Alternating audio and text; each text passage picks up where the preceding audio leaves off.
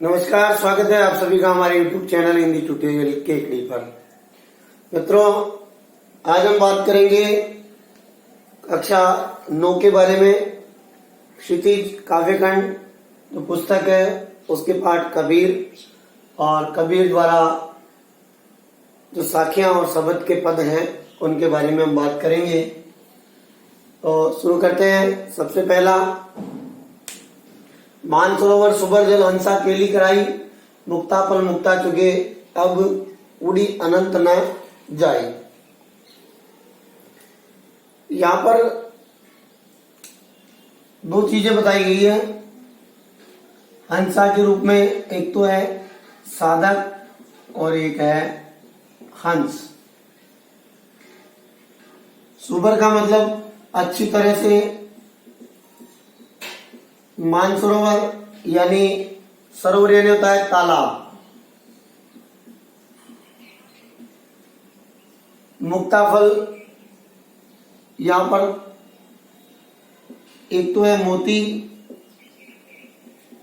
और एक है मोक्ष का फल। यहां कबीरदास जी कह रहे हैं कि हंस जो है वो अच्छी तरह से भरे हुए सरोवर में, जो जल से परिपूर्ण सरोवर है, उसमें केली कराई यानी खेल रहा है, क्रीड़ा कर रहा है। हंस अच्छी तरह से भरे हुए सरोवर में, तालाब में अपनी क्रीड़ा कर रहा है और मोती चुगे और मोती चुग रहा है। उसको इसी में अत्यंत आनंद की प्राप्ति हो रही है। अब उड़ी अनंत न जाई, और अब वो इस आनंद को छोड़कर दूसरी जगह जाना नहीं चाहता। अर्थात कहना ये चाह रहा है कि जो साधक है वो साधक मानसरोवर में मोक्ष के फल का आनंद ले रहा है, यानी कि ईश्वर की भक्ति का आनंद ले रहा है, क्योंकि उसके मन में ईश्वर का जो प्रेम है वो परिपूर्ण हो गया है और उसी में आत्मलीन होकर वो परम मुक्ति का आनंद प्राप्त कर रहा है। ऐसी स्थिति में साधक अब कहीं और जाना नहीं चाहता, यानी ईश्वरीय भक्ति को त्याग कर उसकी अन्यत्र कहीं जाने की अब इच्छा नहीं बची है। क्योंकि हंस जिस प्रकार से मोती चुगते हुए अच्छी तरह से भरे हुए सरोवर में आनंद की प्राप्ति कर रहे हैं, उसी प्रकार साधक यानी कि ईश्वर का ध्यान करने वाला व्यक्ति अब मोक्ष का फल प्राप्त कर रहा है, क्योंकि उसके हृदय में अब ईश्वर का परिपूर्ण वास हो चुका है। तो ऐसी स्थिति में अब वो कहीं और नहीं जाना चाहता, अर्थात विषय वासनाओं से वो कंप्लीट पूर्ण रूप से दूर रहकर मोक्ष की प्राप्ति में लग गया है, जिसको ईश्वरीय तत्व की प्राप्ति हो गई और उसे इतना आनंद आ रहा है कि अब वो उसे छोड़कर कहीं जाना नहीं चाहता। अर्थात अब उसे सांसारिक सुख और इच्छाओं की कोई आवश्यकता नहीं है, अर्थात वो उनकी पूर्ति नहीं करना चाहता, क्योंकि ईश्वर के प्रेम से उसका मन पूर्ण रूप से परिपूर्ण हो चुका है और वो मोक्ष के फल का आनंद प्राप्त कर रहा है। दूसरा देखें, प्रेमी ढूंढत में फिरो प्रेमी मिले न कोई, प्रेमी को प्रेमी मिले सब विष अमृत होए। यहाँ पर कबीरदास जी ने संगति के असर के लिए कहा है कि अगर हमें अच्छी संगति प्राप्त होती है, सत्संगति प्राप्त होती है, तो हमारे सभी विष यानी दुर्गुण किस में बदल जाते हैं? अमृत में यानी सदगुणों में बदल जाते हैं। उससे पहले कबीरदास जी कह रहे हैं कि प्रेमी ढूंढत में फिरो, प्रेमी यानी यहाँ पर सच्चा भक्त। सच्चा भक्त ढूंढने के लिए कबीरदास जी यहाँ वहां बहुत जगह ढूंढते हैं, उसको फिरते हैं सच्चा भक्त की, लेकिन प्रेमी मिले ना कोई, लेकिन उसे सच्चा भक्त प्राप्त नहीं हो पाता, यानी कि बहुत प्रयास करने पर भी उसे सच्चा भक्त नहीं मिला। लेकिन आगे कह रहे हैं कि प्रेमी को प्रेमी मिले, जब एक सच्चे ईश्वर भक्त को दूसरा अच्छा सच्चा भक्त मिल जाता है, यानी सत्संगति हो जाती है, सब विष अमृत हो। ऐसी स्थिति में सब विष यानी सभी दुर्गुण, सभी बुरी आदतें अमृत में यानी सदगुणों में परिवर्तित हो जाती है, यानी कि तब हम विषय वासनाओं से दूर होकर अमृत रूपी रस का आनंद प्राप्त कर लेते हैं। कब? जब हमें सच्चा भक्त मिल जाता है। यहाँ पर कहा है कि जब दो भक्त जो सत्संगति से पूर्ण होते हैं, यदि वो आपस में मिल जाते हैं, तो सभी विष, सभी दुर्गुण दूर होकर वही विष किसमें बदल जाते हैं? अमृत में बदल जाते हैं, यानी कि दुर्गुण भी गुणों में परिवर्तित हो जाते हैं। विष जो है वो हमारी विषय वासनाओं, हमारी जो सांसारिक माया मोह की जो बंधन है उनको अभिव्यक्त करता है, जबकि अमृत हमारे भक्ति और मुक्ति को और आनंद और पुण्य को अभिव्यक्त करता है यहाँ पर। इसलिए सत्संगति की महिमा बताई है कि अगर हम अच्छे लोगों के साथ रहेंगे, ईश्वर के सच्चे भक्तों के साथ रहेंगे तो हमें भी मुक्ति प्राप्त हो जाएगी, हमारे सभी दुर्गुण जो हैं वो गुणों में परिवर्तित हो जाएंगे। अगला देखो, हस्ती यानी हाथी चढ़िए ज्ञान की सहज दुलीचा, दुलीचा मतलब आसन, बैठने का आसन डालकर। स्वान यानी कुत्ता होता है। भूकंदे जकमारी यानी भौंकना, और जक मारना का मतलब व्यर्थ समय बर्बाद करना। यहां पर भी कबीरदास जी एक सच्चे उपासक को जो साधना कर रहा है उसको संबोधित करते हैं कि हे उपासक, हे ईश्वर की भक्ति के साधक, तुम ज्ञान रूपी हाथी, हस्ती चढ़िए। हाथी कौन सा चढ़ना है? ज्ञान का, यानी ज्ञान रूपी हाथी पर बैठकर सहज दुलीचा मार, यानी कि आसन लगाओ। सहज, सहज दुलीचा डारी यानी ज्ञान रूपी हाथी पर तुम समाधि रूपी आसन को बिछाकर उस पर बैठकर अपनी साधना करते रहो, क्योंकि स्वान रूप संसार है। इस संसार का रूप किसके समान है? कुत्ते के समान है। ये संसार तो स्वान के समान है, क्योंकि जो चलते हाथी को देखकर भौंकता है। जब हाथी आगे आगे चलता है तो कुत्ते पीछे पीछे भौंकते रहते हैं और हाथी उसकी परवाह नहीं करता है।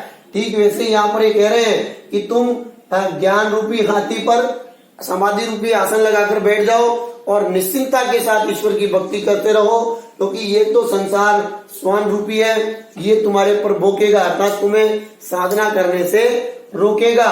भूकंदे जगमार, ये बार बार तुम पर कुत्तों की तरह झपटेगा, अर्थात तुम्हारे साधना में बाधा पहुंचाएगा, लेकिन तुम इसकी परवाह किए बिना उस साधना के पथ पर आगे बढ़ते जाना। यानी कि संसार भले हमें कुछ भी जाए, लेकिन हमें ईश्वर की साधना से विमुख नहीं होना है। ज्ञान रूपी हाथी पर हमें साधना रूपी समाधि लगाकर बैठना है और निश्चिंता के साथ अपने पथ पर आगे बढ़ते रहना है। चाहे ये संसार रूपी कुत्ता हमारे ऊपर कितना ही भोंके, कितनी ही बाधा हमारे भक्ति के मार्ग में लाए, लेकिन हमें व्यर्थ में हमारे समय बर्बाद न करके उस पथ पर निरंतर आगे बढ़ते रहना चाहिए। क्योंकि साधु जो है वो निंदकों की बातों पर ध्यान नहीं देता है, यानी कि बुराई की परवाह किए बिना हमें अपने प्रभु की भक्ति की प्रेरणा यहाँ पर इस पद में, इस साखी में दी गई है। अगला देखो, पका पकी के कारणे सब जग रहा बुलान, निरपक होई के हरि बजे सोई संता सुजान। यहाँ पर भी कबीर जो है वो ये कहना चाहते हैं कि हम लोग पका पकी यानी पक्ष और विपक्ष, जीवन भर यही चलता रहता है, तर्क और वितर्क, पक्ष और विपक्ष। इसके कारण सब जग रहा बुलान, सारा संसार भुला रहा है किसको? ईश्वर को। ईश्वरीय ज्ञान को सारे संसार ने पक्ष और विपक्ष के कारण बुला दिया है। यानी हम तर्क वितर्क में ही ईश्वर को भूल चुके हैं, ईश्वर की आराधना को भूल चुके हैं, ईश्वर की भक्ति को भूल चुके हैं। और निरपक होई के हरि बजे सोई संत सुजान। अब यहाँ पर कबीर कह रहा है कि सच्चा संत कौन है, वास्तविक संत कौन है? सच्चा संत वही है जो बिना किसी पक्ष को ध्यान में रखते हुए हरि यानी ईश्वर का भजन करता है, यानी कि निष्पक्ष भाव से जो ईश्वर का भजन करता है वही वास्तविक सच्चा संत है। क्योंकि लोगों ने जो पक्ष और विपक्ष, तर्क वितर्क के कारण ईश्वर को भुला दिया है, और लेकिन जो निष्पक्ष होता है वास्तव में वही सच्चा संत माना जाता है। अब यहाँ पक्ष विपक्ष जो है वो तर्क वितर्क धर्म के नाम पर जो लोग करते हैं, हिंदू मुस्लिम सिख ईसाई अनेक संप्रदायों के बारे में जो बात करते हैं, उनके लिए कहा है कि हमें निष्पक्ष होकर ईश्वर का भजन करना चाहिए, क्योंकि कबीर ने अद्वैतवाद का समर्थन किया है और ईश्वर को एक ही माना है। उसकी नजर में एक ही ईश्वर है, दो ईश्वर नहीं है। इसलिए वो संप्रदायों के जितने भी तर्क हैं, धर्मों के जितने भी मत हैं, उनका खंडन करते हैं और कहते हैं कि ईश्वर तो एक ही है। इसलिए बिना किसी पक्ष विपक्ष के हमें ईश्वर का ध्यान करना चाहिए, क्योंकि सारा संसार आपसी तर्क वितर्क में ईश्वर को भूला हुआ है। तो यहाँ पर बिल्कुल निडरता के साथ कबीर ईश्वर की अद्वैतवाद को स्वीकार करते हैं और सभी लोगों से ये कहते हैं कि पक्ष विपक्ष के कारण सारा संसार जो ईश्वर को भुला बैठा है, हम ईश्वर की सच्ची प्राप्ति तभी कर सकते हैं जब बिना किसी पक्ष के हम उसका ध्यान करेंगे, और वही ईश्वर का सच्चा भक्त भी होता है जो बिना किसी पक्ष के ईश्वर का ध्यान करता है। हिंदू मुआ राम कही, मुसलमान खुदाई, कहे कबीर सो जीवता जो दूह के निकटे न जाए। इस साखी में कबीरदास जी ये कहना चाह रहे हैं कि हिंदू मुआ राम कही, हिंदू राम का नाम लेकर मर गया, मुसलमान खुदाई और मुसलमान खुदा का नाम लेकर मर गया। कहे कबीर सो जीवता, अब कबीर के अनुसार इस संसार में वही व्यक्ति जीवित है जो दो के निकट न जाए, अर्थात जो हिंदू मुसलमान और राम रहीम दोनों के पास न जाकर मानवता को सबसे ऊपर रखता है। अर्थात यहाँ पर धार्मिक संप्रदाय के लिए कहा गया है कि हिंदू राम का नाम लेते लेते मर जाता है और मुसलमान खुदा का नाम लेकर के मर जाता है, लेकिन दोनों ही ईश्वर को प्राप्त नहीं कर पाते। न हिंदू पहुंच पाता है ईश्वर के पास और न ही मुसलमान अपने खुदा को प्राप्त कर पाता है। जबकि वास्तविक रूप में है कबीर सो जीवता, कबीर कह रहा है कि इस संसार में व्यक्ति जीवित वही है जो इन दो के निकट, जो न हिंदू मुस्लिम और न राम रहीम के निकट जाकर बल्कि दोनों से दूर रहता है। यहाँ पर कबीर ये कहना चाह रहा है कि ईश्वर राम और खुदा दोनों से ही अलग है और वो है शिक्षा देना चाहता है यहाँ पर मनुष्य को कि मानवता का धर्म सभी ईश्वर से ऊपर है। इसलिए हमें धार्मिक असहिष्णुता को नहीं फैलाना चाहिए, धर्म के नाम पर कट्टरवाद नहीं चलाना चाहिए। प्रत्येक मनुष्य उस ईश्वर की संतान है और हमारा पालनहार एक ही, हमारा जन्मदाता एक ही है। इसलिए मानव होने के नाते हमें मानवता का धर्म निभाकर ईश्वर की बताए हुए रास्ते पर चलना चाहिए। अर्थात राम रहीम से बढ़कर भी एक अलग ईश्वर को स्वीकार किया है कबीरदास जी ने यहाँ पर। तो हिंदू राम कहकर और मुसलमान खुदा कहकर इस संसार से चला जाता है, लेकिन दोनों ही ईश्वर को प्राप्त नहीं कर पाते, तो वो मृत्यु हो जाती है उनकी। लेकिन वास्तव में संसार में वही व्यक्ति जीवित है जो न राम के पास जाता है, न रहीम के पास जाता है, न हिंदू बनता है, न मुसलमान बनता है और मानवता का धर्म निभाकर इस संसार में वो लोगों का भला करता है। वही वास्तव में ईश्वर को प्राप्त कर पाता है। काबा फिरी काशी बया, रामई बया रहीम, मोटा चून मेदा बया और बेटी कबीरा जीन। इसमें भी कबीर सांप्रदायिकता को समाप्त करने की बात कर रहे हैं, यानी कि हमारे जो विभिन्न धर्मों में मतभेद हैं उन मतभेदों को दूर करते हुए धार्मिक सहिष्णुता की बात यहाँ पर कबीरदास जी ने कही है। कबीरदास जी कह रहे हैं कि काबा फिरी काशी बया, काबा जो मुसलमानों का पवित्र स्थान है वो अब मेरे लिए काशी के समान हो गया है। काशी हिंदुओं का पवित्र स्थान है, यानी कि काबा और काशी में कोई अंतर नहीं रहा। जो मुसलमानों का धार्मिक स्थल था वो अब हिंदुओं के धार्मिक स्थल के समान पवित्र हो गया। रामई बया रहीम, और राम भी अब किसके समान पवित्र हो गए? रहीम के समान पवित्र हो गए, यानी काबा काशी बन गया और राम उसके लिए क्या बन गया? रहीम के समान बन गया।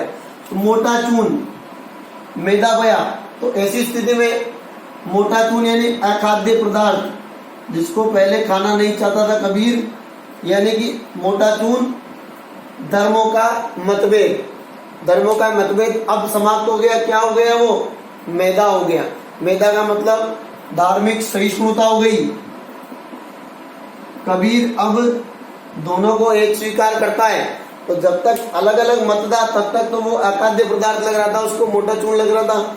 अब जब काबा काशी के समान और राम रहीम के समान हो गया तो मोटा चून अब उनके लिए मैदा के समान पतला हो गया। अर्थात धार्मिक मतभेदों के समाप्त होने पर, सांप्रदायिकता समाप्त होने पर, जब उसमें धार्मिक सहिष्णुता का उदय हो गया तो ऐसी स्थिति में मोटा चून मैदा के समान हो गया।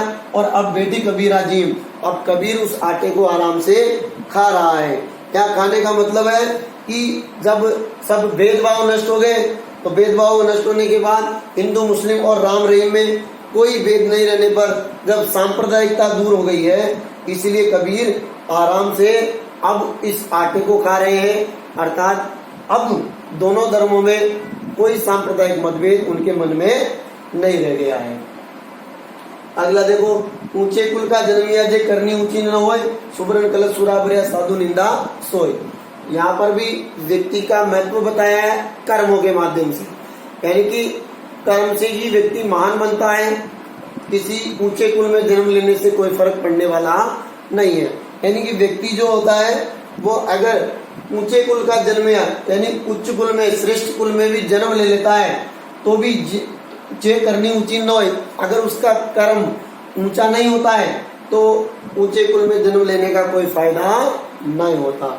जैसे ही कहा है कि सुब्रन कलश सुराबरिया, सुब्रन यानी सोने के कलश में यदि शराब भरी हो तो साधु निंदा हो, तो सज्जन व्यक्ति उसकी निंदा ही करते हैं, उसकी आलोचना ही करते हैं। जबकि पात्र यहाँ पर सोने का है लेकिन उसमें गंदी चीज यानी शराब अगर भरी हुई है तो भी इस सोने के कलश का कोई महत्व नहीं रह जाता, क्योंकि शराब भरी होने के कारण साधु इसकी निंदा करते हैं, वो उनको अपवित्र ही मानते हैं। ठीक वैसे ही अगर श्रेष्ठ कुल में जन्म लिया और हमारे कर्म अच्छे नहीं है, करनी अगर हमारी ऊंची नहीं है, तो श्रेष्ठ कुल में जन्म लेना भी हमारा व्यर्थ है। ऐसे लोगों की तो साधु सज्जन व्यक्ति निंदा ही करते हैं। यानी कि यहाँ पर सीधी सी बात ये कही है कि मनुष्य अगर महान बनता है तो वो कर्म से बनता है, अपने जन्म से नहीं बनता। यानी कि व्यक्ति को उसके कर्म ही महान बनाते हैं, उसके जन्म से उसका कोई रिश्ता नहीं होता। इसलिए हमें श्रेष्ठ कर्म करते हुए इस संसार में अपने जीवन को सार्थक बनाना चाहिए। धन्यवाद।